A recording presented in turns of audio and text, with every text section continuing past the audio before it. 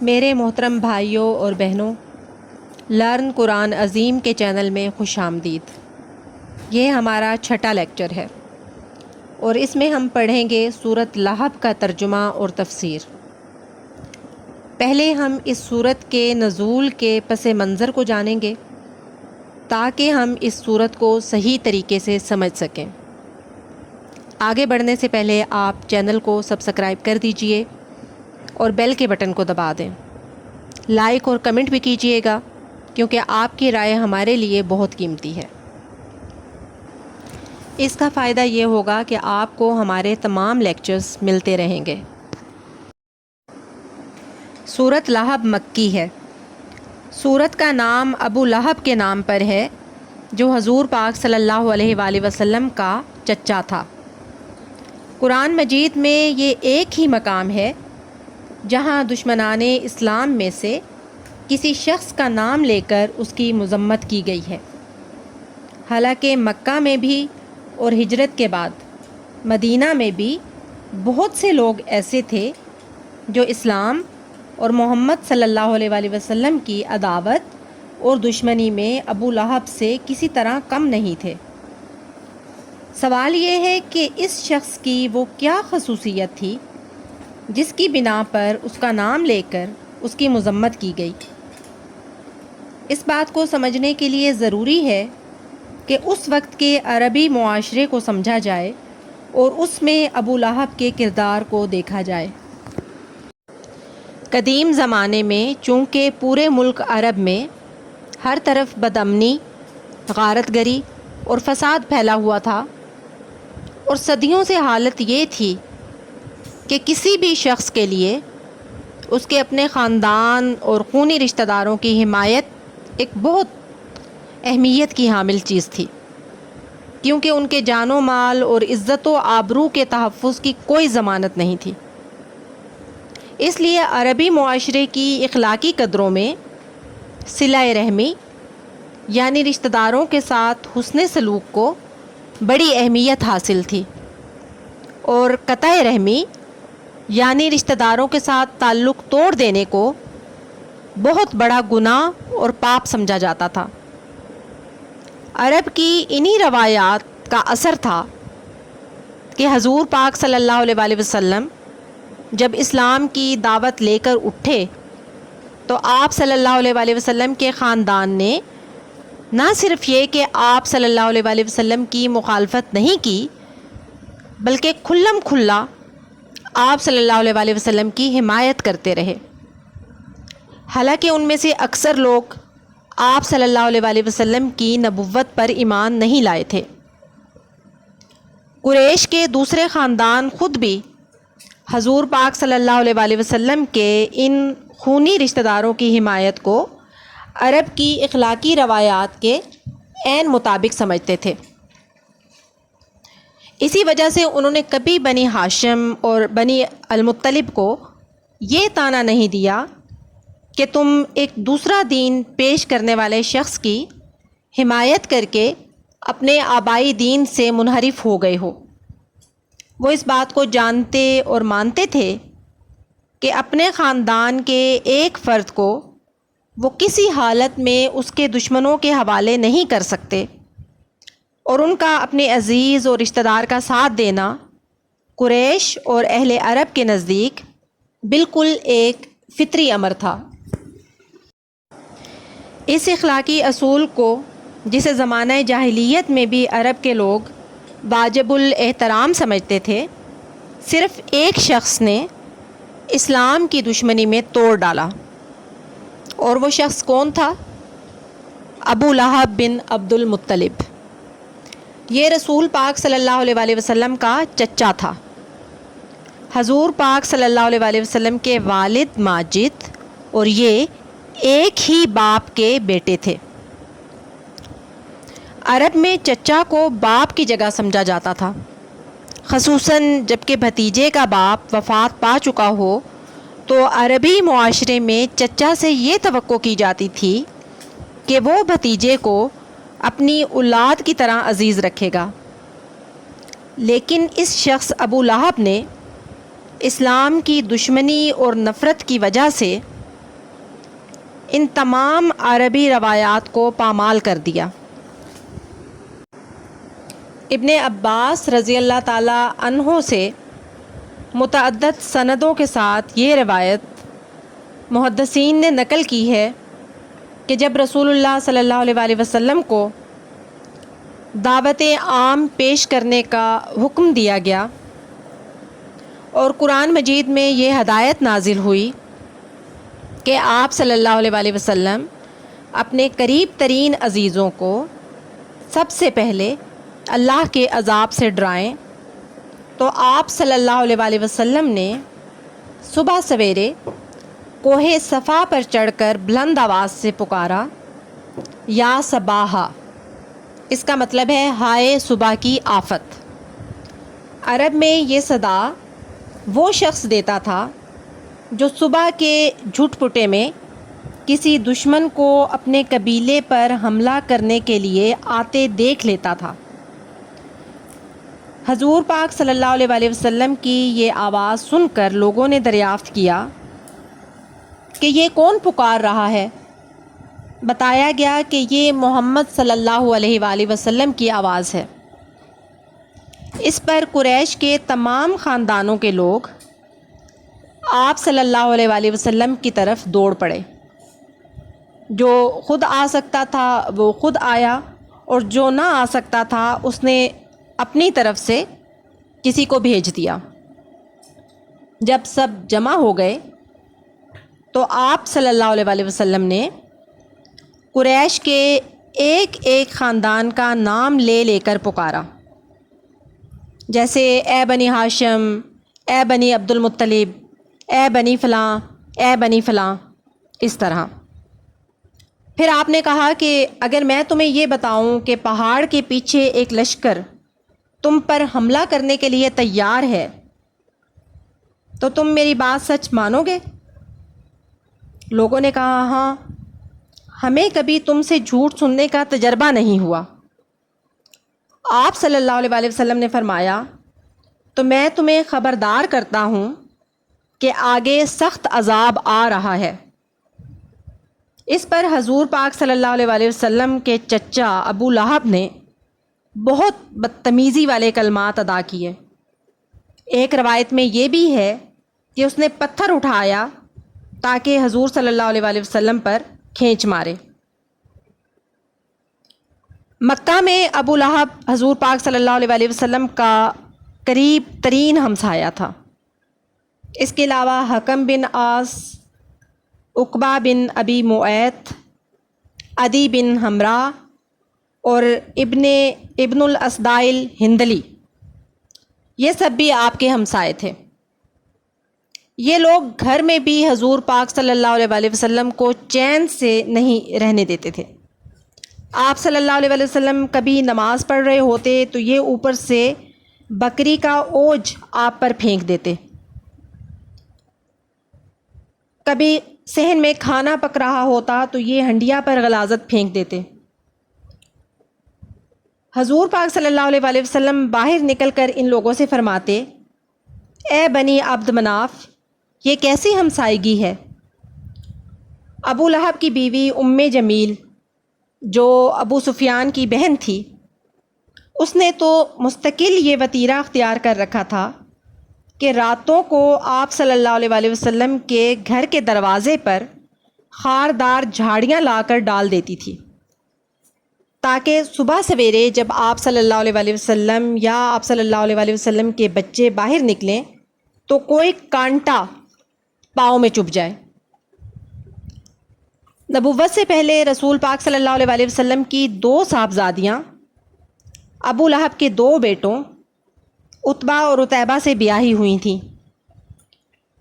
نبوت کے بعد جب حضور پاک صلی اللہ علیہ وآلہ وسلم نے اسلام کی طرف دعوت دینی شروع کی تو اس شخص نے اپنے دونوں بیٹوں سے کہا کہ میرے لیے تم سے ملنا حرام ہے اگر تم محمد صلی اللہ علیہ وآلہ وسلم کی بیٹیوں کو طلاق نہ دے دو۔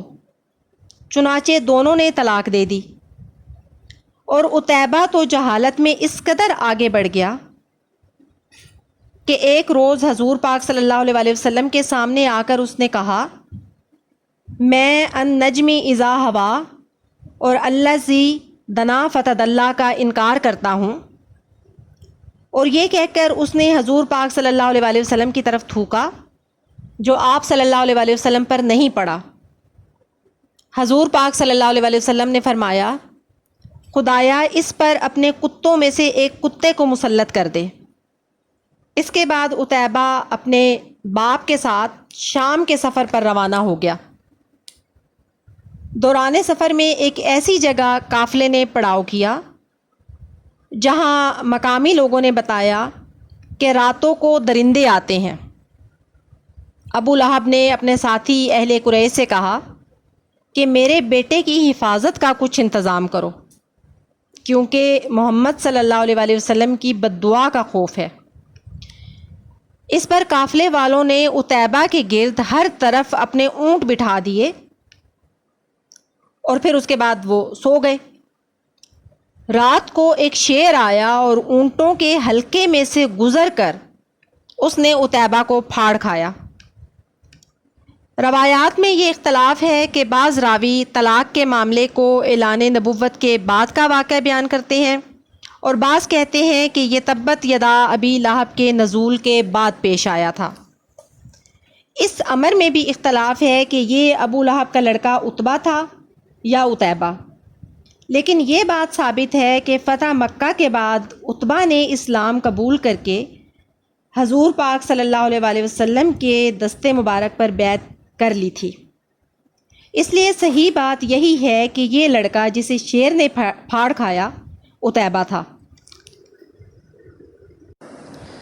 ابو لہب کی بدنیتی، کمظرفی اور گھٹیا پن کا حال یہ تھا کہ جب رسول اللہ صلی اللہ علیہ وسلم کے صاحبزادے حضرت قاسم کے بعد دوسرے صاحبزادے کا بھی انتقال ہو گیا تو یہ اپنے بھتیجے کے غم میں شریک ہونے کی بجائے خوشی خوشی دوڑا ہوا قریش کے سرداروں کے پاس پہنچا اور ان کو خبر دی کہ لو، آج محمد صلی اللہ علیہ وسلم بے نام و نشان ہو گئے۔ ابو لہب حضور پاک صلی اللہ علیہ وسلم کے ساتھ مستقل دشمنی کرتا رہا۔ حضور پاک صلی اللہ علیہ وسلم جہاں جہاں اسلام کی دعوت دینے کے لیے تشریف لے جاتے، یہ آپ کے پیچھے پیچھے جاتا اور لوگوں کو آپ صلی اللہ علیہ وسلم کی بات سننے سے روکتا۔ ربیعہ بن عباد رضی اللہ تعالیٰ عنہ بیان کرتے ہیں کہ میں 9 عمر تھا جب اپنے باپ کے ساتھ ذوالمجاز کے بازار میں گیا۔ وہاں میں نے رسول اللہ صلی اللہ علیہ وسلم کو دیکھا کہ آپ صلی اللہ علیہ وسلم کہہ رہے تھے، لوگو کہو اللہ کے سوا کوئی معبود نہیں ہے، فلاح پاؤ گے۔ اور آپ صلی اللہ علیہ وسلم کے پیچھے پیچھے ایک شخص کہتا جا رہا تھا کہ یہ جھوٹا ہے، آبائی دین سے پھر گیا ہے۔ میں نے پوچھا یہ کون شخص ہے؟ لوگوں نے کہا کہ یہ حضور پاک صلی اللہ علیہ وسلم کا چچا ابو لہب ہے۔ یہ واقعہ مسند احمد میں موجود ہے، اور مسند احمد ہی کی ایک اور روایت ہے کہ انہی حضرت ابی ربیعہ رضی اللہ تعالیٰ عنہ سے ہے کہ میں نے رسول اللہ صلی اللہ علیہ وسلم کو دیکھا کہ آپ صلی اللہ علیہ وسلم ایک قبیلے کے پڑاؤ پر جاتے ہیں اور فرماتے ہیں، اے بنی فلاں، میں تمہاری طرف اللہ کا رسول ہوں، تمہیں ہدایت کرتا ہوں کہ صرف اللہ کی عبادت کرو اور اس کے ساتھ کسی کو شریک نہ کرو۔ تم میری تصدیق کرو اور میرا ساتھ دو تاکہ میں وہ کام پورا کروں جس کے لیے اللہ نے مجھے بھیجا ہے۔ آپ صلی اللہ علیہ وسلم کے پیچھے پیچھے ایک اور شخص آتا ہے اور وہ کہتا ہے کہ اے بنی فلاں، یہ تم کو لات اور عزا سے پھیر کر اس بدعت اور گمراہی کی طرف لے جانا چاہتا ہے جسے یہ لے کر آیا ہے۔ اس کی بات ہرگز نہ مانو اور اس کی پیروی نہ کرو۔ میں نے اپنے باپ سے پوچھا یہ کون ہے؟ انہوں نے کہا یہ حضور پاک صلی اللہ علیہ وسلم کا چچا ابو لہب ہے۔ طارق بن عبداللہ المحاربی کی روایت بھی اسی سے ملتی جلتی ہے۔ وہ کہتے ہیں کہ میں نے ذوالمجاز کے بازار میں دیکھا کہ رسول اللہ صلی اللہ علیہ وآلہ وسلم لوگوں سے کہتے جاتے ہیں کہ لوگو لا الہ الا اللہ کہو فلاح پاؤ گے، اور پیچھے ایک شخص ہے جو آپ صلی اللہ علیہ وآلہ وسلم کو پتھر مار رہا ہے، یہاں تک کہ آپ صلی اللہ علیہ وآلہ وسلم کی ایڑیاں خون سے تر ہو گئی ہیں، اور وہ شخص کہتا جاتا ہے کہ یہ جھوٹا ہے، اس کی بات نہ مانو۔ میں نے لوگوں سے پوچھا یہ کون ہے؟ لوگوں نے کہا کہ یہ حضرت محمد صلی اللہ علیہ وآلہ وسلم کا چچا ابو لہب ہے۔